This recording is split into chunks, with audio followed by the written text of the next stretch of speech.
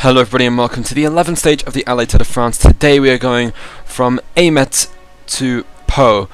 I don't know how to say that with the starting town. Aime? I don't know. But anyway, we're heading to Po. We've been to Po too many times. We've had Vauclair winning here before. We've had Federico, doesn't even ride anymore, but yeah, Federico, he's won here. Lots of riders have won in Po, because we've been here too many times. It's the big city just before we head to the Alps, and tomorrow we have a fifth stage up to Peyregoud. But today, all focus on the sprints, and today it looks to be a sprinter's day. Breakaway could foil the attempt though. It's a flat run into Po, and to be honest, it should be an easy run in. But anyway, my pick for today, I've gone for many breakaway guys, but I do think today will actually be the peloton's day, and I'm gonna go for Nacer Bouhanni because Caral looked really good yesterday. So I'm gonna go for Caral. No, I'm gonna go for Bouhanni because I think Caral are now sort of realizing we can go for sprints and for GC. So yeah, my pick is for Caral and for Bouhanni. I don't know who Will's gone for. I'll put it in the graphic, but still. It should be a sprinter's showdown in Po, but the breakaway could foil that. We are underway in stage 11 then, and we are going for a gentle stroll then. Who's going to take the win? Possibly a sprinter, possibly a breakaway, and oh, they already start to go, and it's Pete Kenyaka for Team Sky who goes. Peter Seri also following in the wheels, Michael Valgren as well. Jan Barta going again, pulling a bit of a Thomas Vauclair this time. We have Javier Moreno, Maxime Belkov and Daniel Teckelhammer, they've all gone in the break today. Castroviejo takes in a gel very early on for Ville de Paris, if you ask me. We're heading for Po then, and I brought up earlier, we've been here many times. We've been here 68 times. Last time in 2015, I didn't expect that. But yeah, 68 times we've been here. It is remarkable, but yeah. Speaking of cyclists in Po, 80,000 people live here, one of which was Mathieu Ladagnou, who wasn't drafted this time, but he's been in ALLEZ before. We also have a former Tour de France leader from about the 30s, can't remember his name though, he's from Po, that really helps, and a triple Olympic canoeing champion also from Po. And if you're looking for, if you're interested in the food, because I know I am, Bayonese sauce is also from around about where Po is. I know it's very popular in Sweden, so yeah, shout out to Bayonese sauce fans. Yeah. Anyway, breakaway. Can they win though? They've already got 238, and the peloton seem pretty chill to let them go. Illuminate, Ville de Paris, Caral, and Q8 controlling things. Yet again, Q8. It feels like I'm pretty sure Issam's just like, you know what, I just don't give a fuck anymore. Because his team has done so much work and Caleb Ewan's really not been delivering. Roglic was dropped early on in the race, hasn't been able to respond in the mountains. It's been very disappointing from QA, but they've always been up there. They've been more visible than a lot of other teams that are higher in GC. For example, fucking Adria Mobile, second in GC right now, have not really pulled a turn on any of the sprint stages. Yet Q8 are always up here, and they don't have anybody. Not even Caleb Ewan isn't even in top 10 in the points. Yeah, he's 11th at the moment. Michael Valgren in the break, he is in top 10 in the points though, and so is Jan Barta. Interesting choice by their DSs. Lubas, I think he's probably very thankful that he picked Jan Barta then, in the end. I wasn't sure if he was 100% sure about picking Jan Barta, but it's good he did now. No idea who he linked with, but sure. In fact, he linked with, of course, Leopold Koenig, who's protecting Zakarin in the mountains.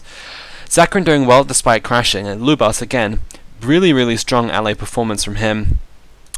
Remember, Duarte won ALLEZ on his second appearance, so maybe Lubas can do the same. Alan Line in the breakaway for Seri, Jonas in the break for Valgren, Moreno here for Quickstep Scott and Emery and Rafid, and then VCDM Scott Belkov, Maytek, which is Noah, has Tekla Heimanot, and then we have Kenyuk. I'm going to stop talking and let the stage continue. I'll catch up later on at the intermediate sprint. Conveniently, Jan Barta is at the front of the group, just with about 1k to go into this intermediate sprint here at what the PCM calls S-Stang, but what my race roadbook calls Air sur la deux. So sure. Bart, no! Bart is not going to sweep up the points. He's stupid. Leaves the Turner and actually almost comes last in the group. That's actually a very, very poor decision from Jan Bart. Should have stayed on for the sprint. No one else would have contested it. But he's too dumb to do that. He needs to be in green if he's going to do that. Sprint behind then. Lots of Q8 jerseys. And is anybody going to go for it? Yes, they are. Eli Viviani opens it up and he's not up there in the classification. Ed turns as well and Viviani takes it. A lot of the underrated sprinters then. It's Holo 34th in the green jersey classification. Caleb Ewan in 11th. Buani in 40th. And Ed Turns in 19th. The big Belgian of Ed Turns. There we go. And turn up for the books then. No big name sprinters going for it. And where is the provisional points jersey at? We can't find it, but sure.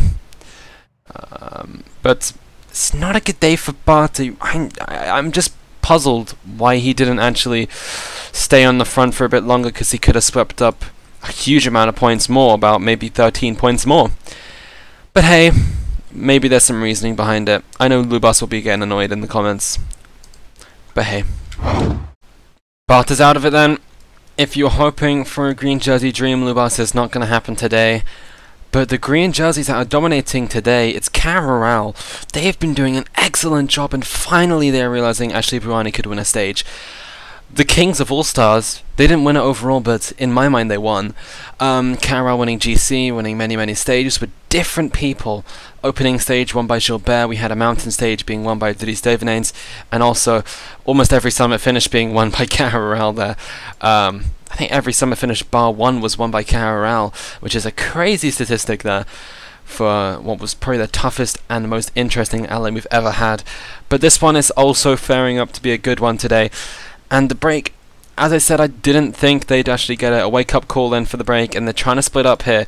Michael Valgren's not going to be able to respond, and also Team Vela Concept not going to have their green jersey dream.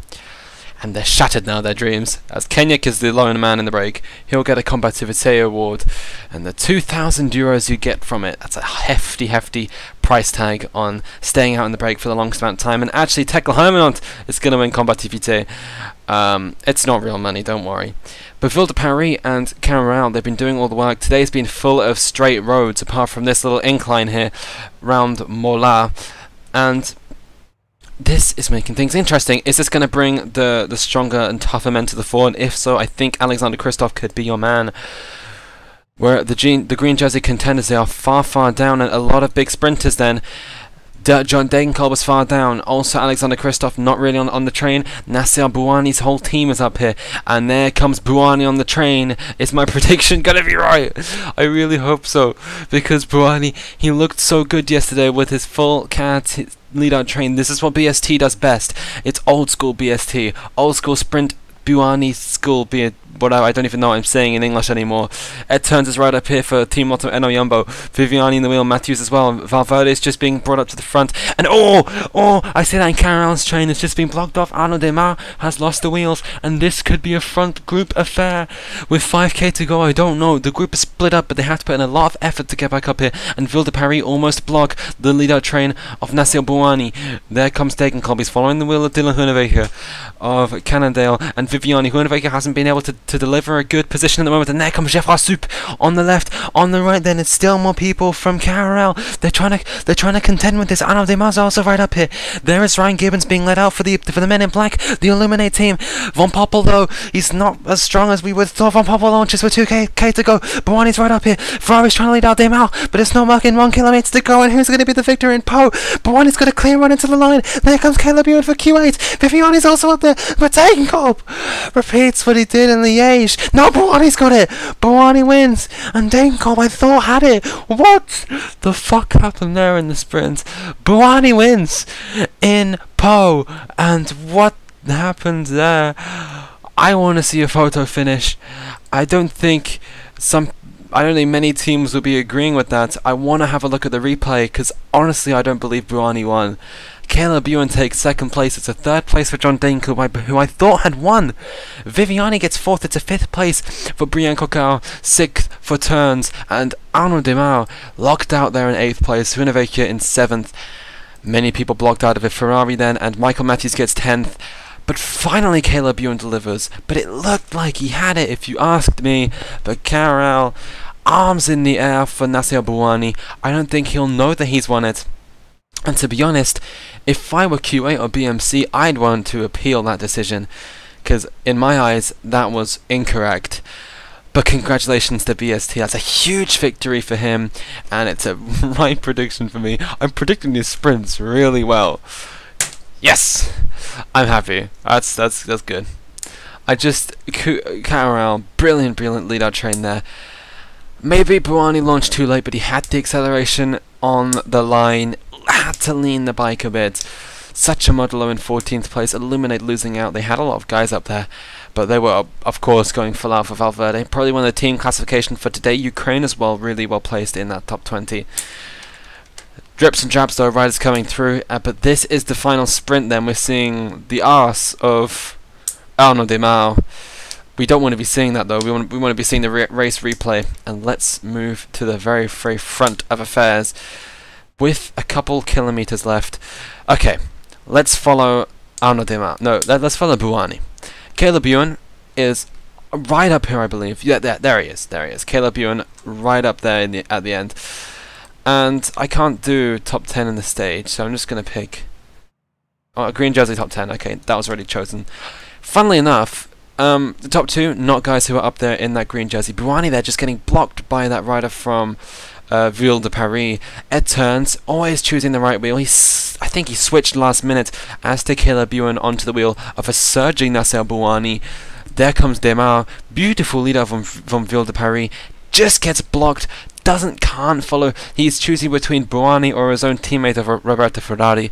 Doesn't know who to choose. Coquard also right up there for Quick Step. Scott chose the wheel of Bouhanni, but Bouhanni launches there with 600 meters to go. It's a bit late, but here is that moment. Where can we get a finishing line shot? Because I want to see this for myself. Okay, let's just back a little. Oh, I can't really go back there. You see? Okay. I'm gonna set this up and show you. So I've positioned it so it is like a photo finish, and here, Dankle is the #1 man. If I were the commissaires, I would have immediately called it for John Dankle. Let's have a look from above though. And because I think I was at a very slight angle, but even from there, John Dankle, definitely the furthest wheel over, but it also counts on what happens meters before the line as well. But to be honest, let's have a look at this again. So, John Dankle with probably the sharpest set of an acceleration right there. So they all run for the line, and boom! This is the point that matters, just at the lunge for the line. And that's still Dankle who gets it, and I would have called that as a Dankle victory. But hey, I can't go to the podiums anymore because I did that. I'm stupid. But let's have a look at the green jersey classification. Bouhanni takes the win, unless something's changed in the race results page. And if it does, it's still Bouhanni. Bouhanni wins, ahead of Caleb Ewan and John Dankle. No way in a million years I would have called that a Bouhanni victory, but congratulations to BST. Wow, that was an exhilarating finale there. Arnaud Demau still leads green, ahead of Christoph, who hasn't scored points that much. Dankle moves into third, Caleb Ewan suddenly moves into fourth. And then we have some breakaway riders. Bouhanni's in 9th now. And yeah. Wow. That was crazy. Type in the comments who you thought had won. I did not think in a million years that was a Bouhanni victory, but I'm sure PCM has sort of got some algorithm or some shit to work that out, but whatever. That's that for the stage. So many people came in as one group. That's everyone apart from 3 people in that front group. It's an easy day, but tomorrow it's a summit finish up to Piragoud. I'll see you then. Thanks for watching. Please like, please subscribe, and ta-ra.